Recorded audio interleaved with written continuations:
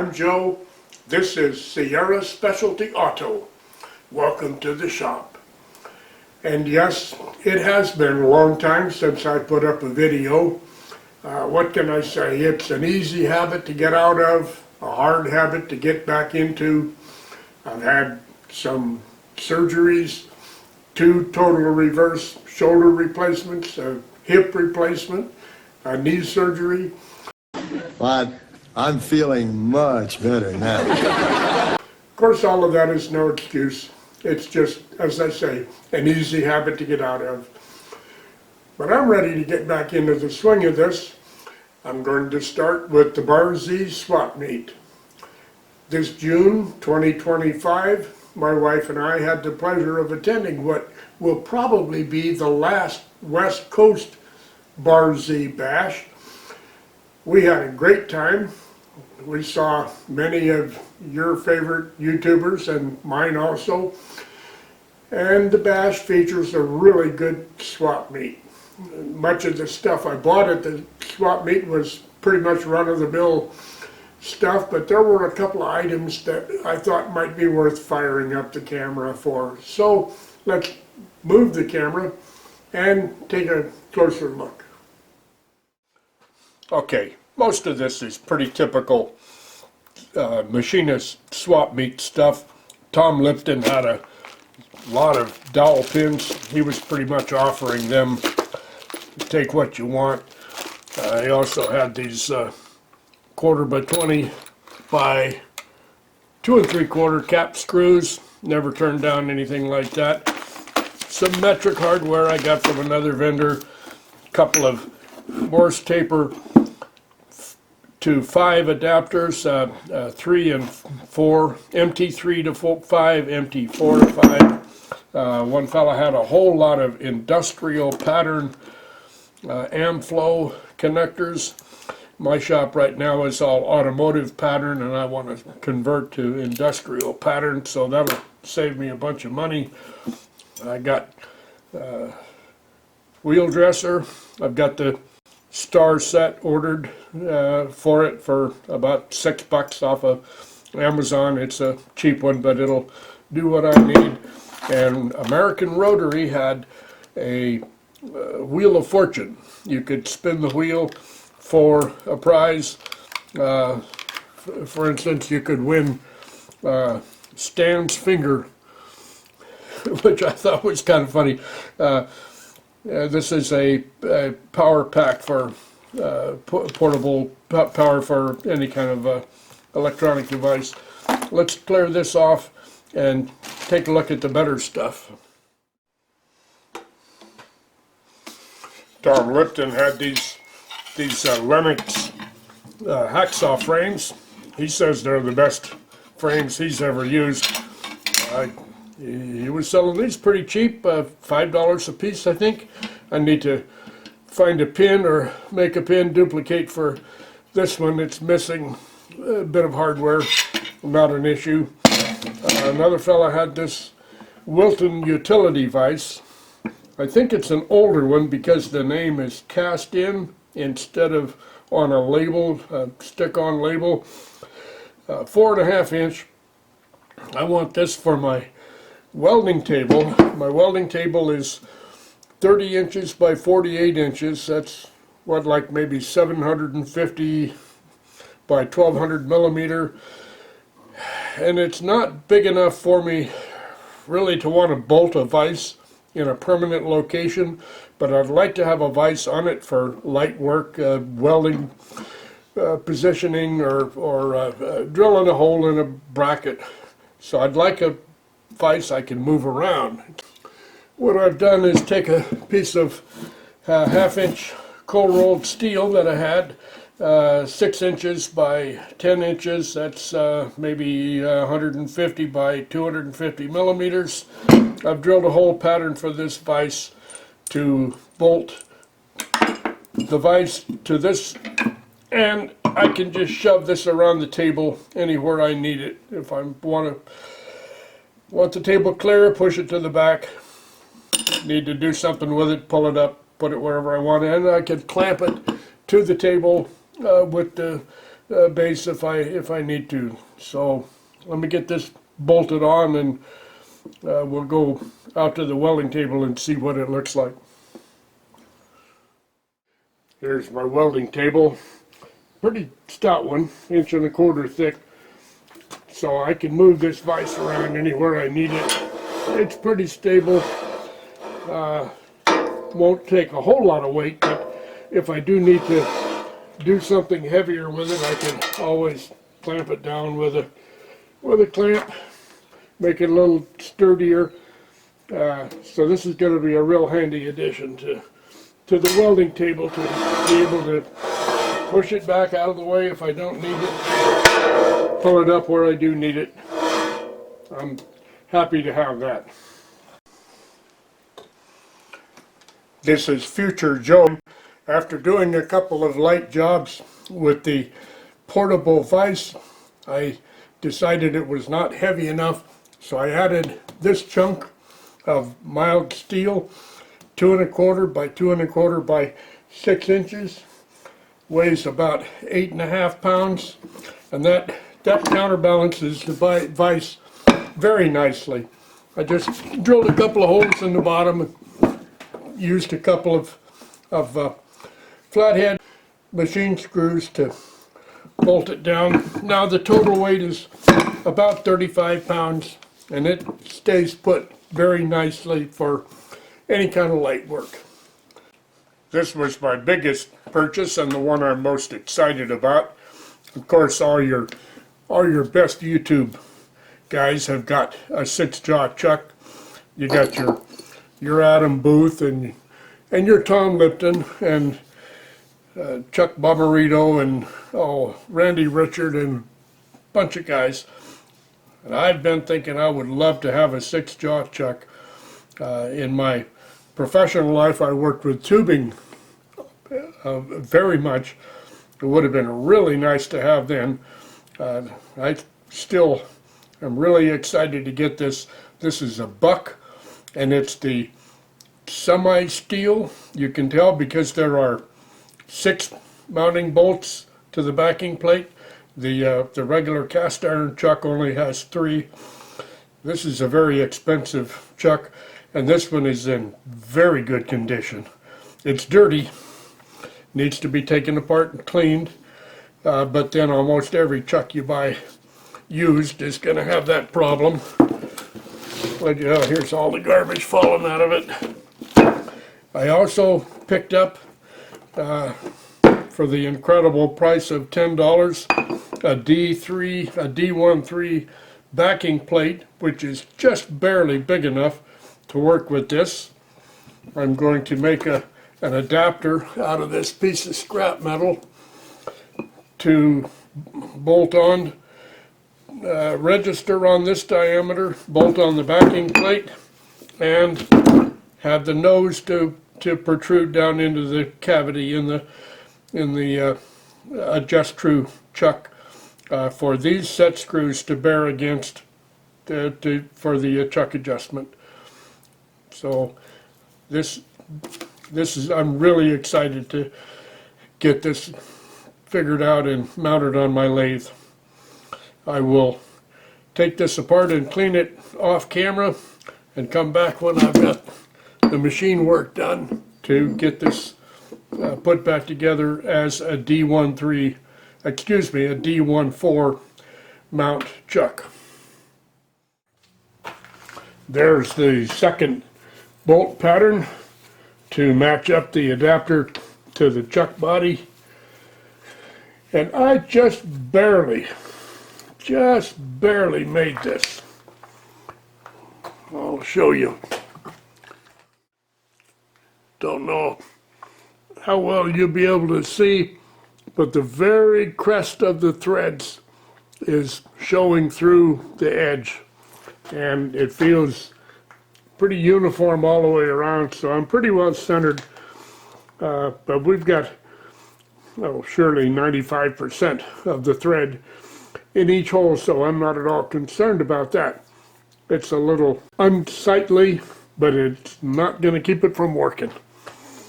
I'm very happy with that. Let's go get that bolted onto the chuck.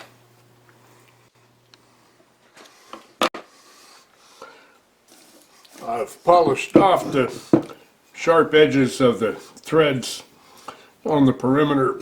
After I get the adapter plate assembled, I'll put it on the lathe and polish off this edge a little bit, make it look a little better.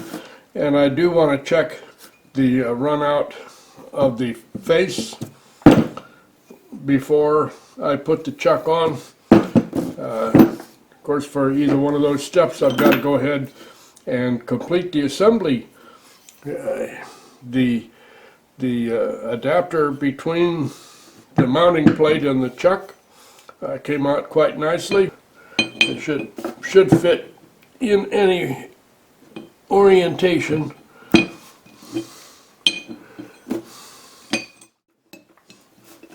This is drawing down nicely.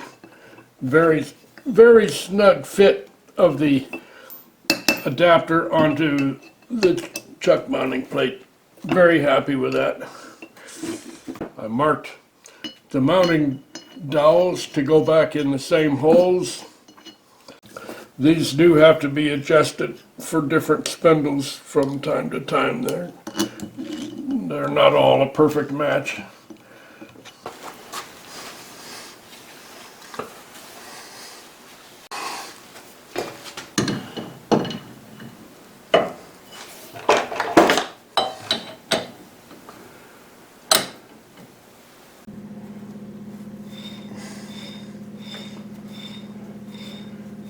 There may be a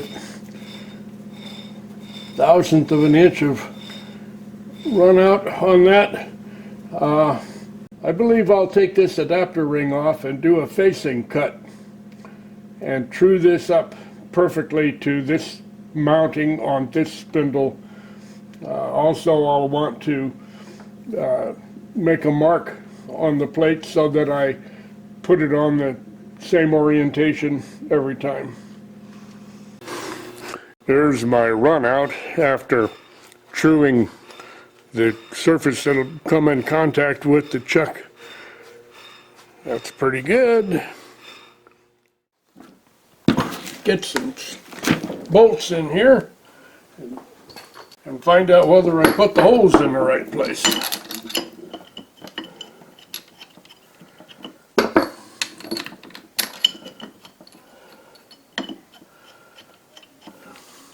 So far, that feels pretty good.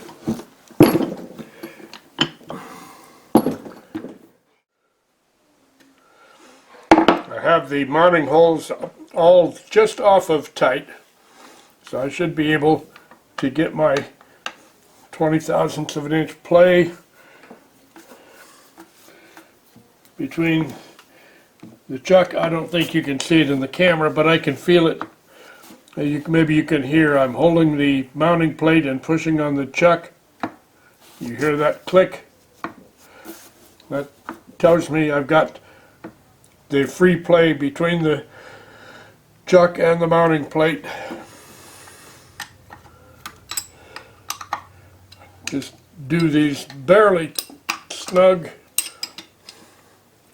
We have hardened plugs that bear on the adapter ring on the mounting plate and set screws to follow up.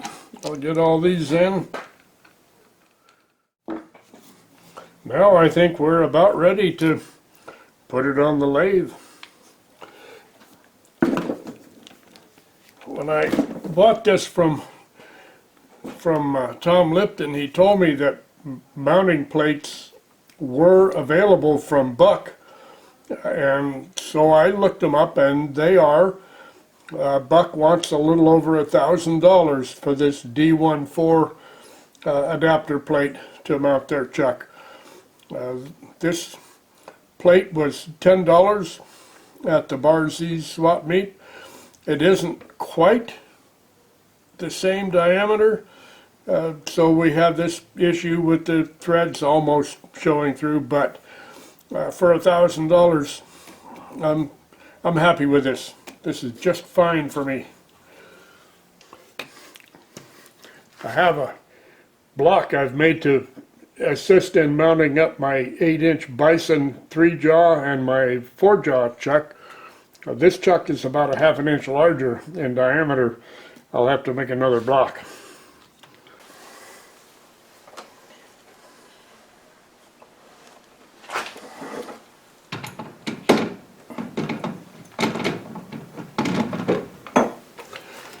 That's an arm load for an old man. There she is, mounted up. Now let's see if I can get something to run true in it. This is a wrist pin out of a big diesel engine. It's a pretty precision ground. So I think I should be able to get a good indication off of that.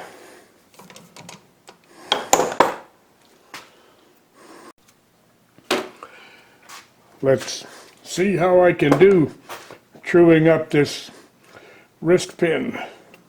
What the some people would call a gudgeon pin. Right now we're running about 10 thousandths out, and I think to bring this up I need to go down on that one, up on this one. Yep, that's going the right way.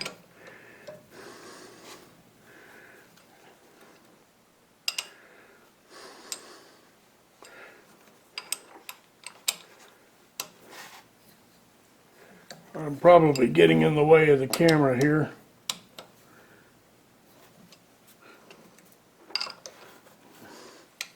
Let off a bit here.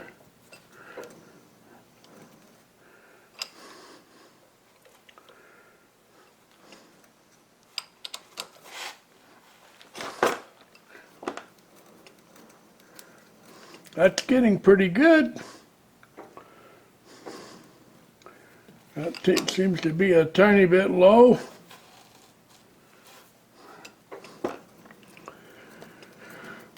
That's within a couple of tenths in just a few seconds. I am going to enjoy having this chuck. I did enjoy having the Bison 8-inch adjust true chuck. This one is easier to adjust because the screws are, let me back up the camera just a little bit.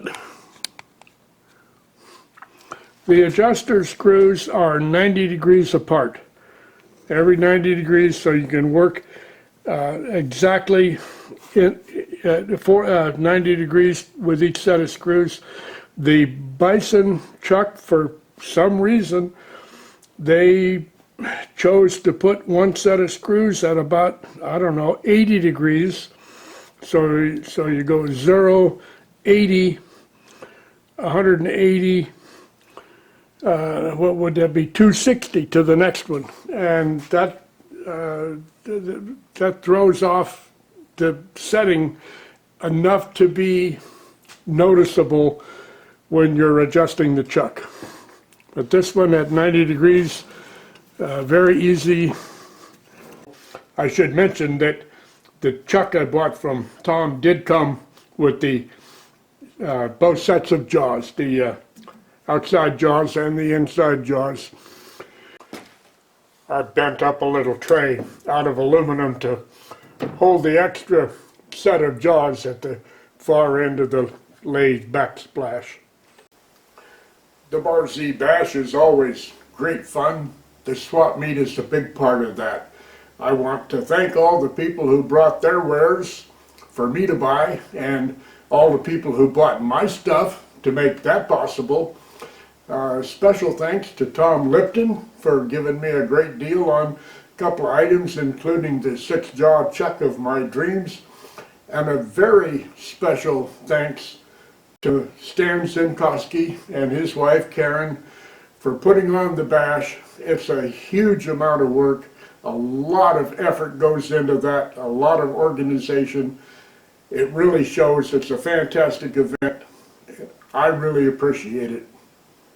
Thanks. And until we meet again, thanks for watching.